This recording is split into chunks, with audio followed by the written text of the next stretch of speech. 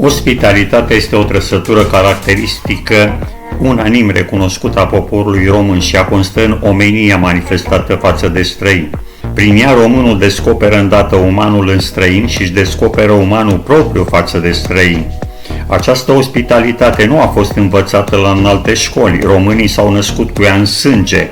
Ea datează dinaintea erei noastre, când Dromichete, conducătorul triburilor getodacice, l-au tratat pe Lisimach, regele Tracii, ca pe un oaspete, deși acesta ajunsese prizonier în urma înfrângerii armatei sale. Ce știm mai puțin este că ospitalitatea exista ca concept încă din antichitate și la alte popoare. Unul dintre cele mai vechi cazuri înregistrate de ospitalitate datează din Mesopotamia antică, în jurul anului 4000 înainte de Hristos, unde codul lui Hammurabi, unul dintre cele mai vechi seturi de legi cunoscute, includea reglementări privind oferirea de ospitalitate străinilor veniți în vizită. Asta însemnând că oaspeții primeau în hanurile special amenajate mâncare, băutură și cazare. În Grecia antică, conceptul de xenia sau oaspeți prieteni era o practică culturală fundamentală. Se credea că zeii sau alte ființe supranaturale veneau în vizită în postura de călători deghizați, așa că era esențial să-i tratezi pe toți străinii cu bunătate și respect. Această practică a fost evidențiată în lucrări precum Odiseea lui Homer, unde Ulise primește ospitalitate de la diverse gazde în timpul călătoriilor sale, deoarece toți străinii, fără excepție, erau considerați ca fiind sub protecția Zeus Xenios. Zeul străinilor avea dreptul la ospitalitate. La fel, în Roma antică, ideea de hospitium era înrădăcinată în cultură. Termenul se referea atât la practica de a oferi ospitalitate, cât și la relația dintre gazdă și oaspete. Hanurile romane, cunoscute sub numele de tabernae, au primit călători cu cazare și facilități de bază.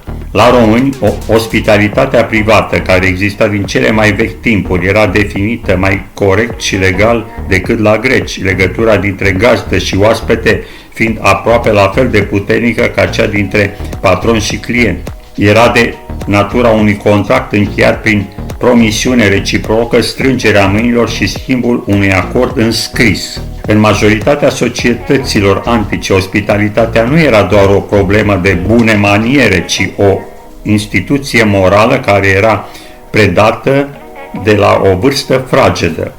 A bea și a mânca împreună nu a fost o practică obișnuită până când a apărut vechiul obicei al ospitalității, care a fost numit sărbătoarea romană.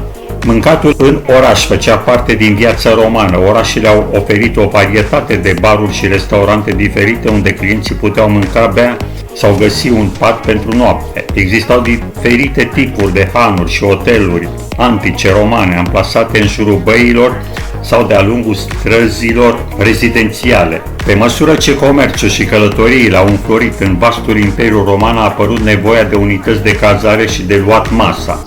Hanurile, cunoscute sub numele de tabernae, au început să apară de-a lungul drumurilor principale și în centrele urbane. Aceste unități ofereau cazare de bază, mâncare, băutură comercianților obosiți. Pe măsură ce Imperiul Roman s-a extins, afluxul de călători și comercianți a crescut semnificativ. Pentru a satisface nevoile lor au apărut o varietate de unități de ospitalitate, de la hanuri modeste la locuri de cazare mai luxoase. Unii romani bogați și-au deschis chiar casele oaspeților, oferind o experiență mai luxoasă și mai personalizată. Negustorii și comercianții, în special, au jucat un rol crucial în modelarea industriei ospitalității din Roma antică, conform înregistrărilor istorice. Aproximativ 20% din populația din marile orașe, precum Roma, erau negustori și comercianți. Ei aveau nevoie de cazare confortabilă și opțiuni de luare masă, în timp ce desfășurau afaceri în tot imperiul. Mai mult, guvernul roman a recunoscut importanța furnizării de facilități adecvate pentru călători și comercianți.